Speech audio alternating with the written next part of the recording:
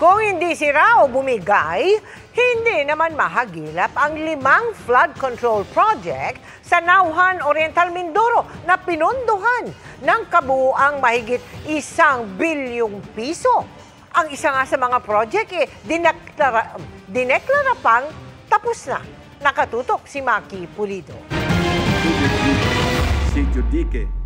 Sa privilege speech kahapon ni Senator Ping Lacson, binanggit niya ang nawawalang dike project sa Sitio Dike, Barangay Apitong, Nauhan, Oriental Mindoro. Ang halaga ng kontrata, 192.99 million pesos. Ayon sa dokumentong ito, mula sa DPWH website, completed na po ito.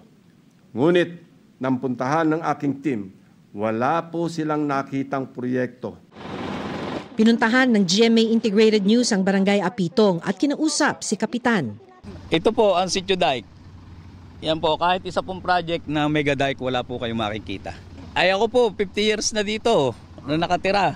Ay wala po, ito po ang Sitio Dike. Wala po kayong makita for year yata po ng 2024.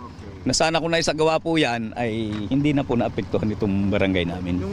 Hindi lang daw yan ang nawawala ayon kay Oriental Mindoro Governor Bons Dolor. Hindi rin daw nila mahanap ang 4 sa 6 na proyektong nakalista sa 2024 at 2025 General Appropriations Act na may kabuuang halaga na mahigit 1 bilyong piso. Sa 2024 budget, nakalagay ang isang 300 million at isa pang 200 million, parehong road dike esplanade construction project para sa Sitio Dike. Kung na-construct ba nito nila somewhere or hindi pa nila nagagawa, that I do not know.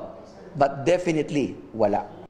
Nang silipin naman nila ang 2025 General Appropriations Act, may 3 pang proyekto sa Barangay Apitong na tig 300 million pesos. 2 lang ang natuntun nila Kapitan, parehong nasa Sitio San Isidro ng Barangay Apitong. Ito ang isa, may mga nakabaon ng ilang sheet piles at nakatambak na ilang bakal. SunWest Inc. ang construction company ayon sa kapitan ng barangay. Nakalinya ang proyektong ito sa sirang dike sa mag-asawang Tubig River na SunWest din ang kontratista. Bakit niyo po alam na SunWest? Ay yun po nakikipag-coordinate sa akin. Bakit po sila nag-coordinate? Pinaalam po nila na may project po dito. Sinusubukan pa naming kunin ang pahayag ng SunWest Inc. Sabi ng media office ng Department of Budget and Management, i-check pa nila kung nailabas na ang pondo para sa 4 na proyektong hindi matunton sa Barangay Apitong. Malaking bagay daw sana kung may flood control project dito. Dahil kung nakikita man natin na tuyo ngayon ng ilog, kalimitan tuwing pagsapit ng last quarter ng taon ay tumataas ang tubig sa ilog kaya't matinding pagbaha ang kanilang nararanasan.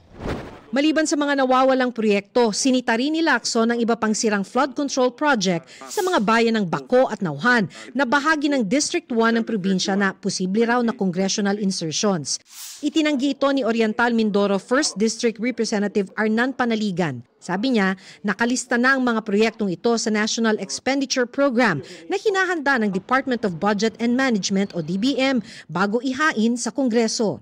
Gusto ko lang linawin na ang proponent yan ay walang iba kundi ang DPWH. At yan ay kasama na sa National Expenditure Program or NEP na dumadating sa Kongreso. Giit ng media office ng DBM, hindi sila kundi implementing agency tulad ng DPWH ang magsusumiti sa kanila ng listahan ng mga proyekto para masama ito sa National Expenditure Program. Sinusubukan pa naming kunan ng pahayag ang DPWH.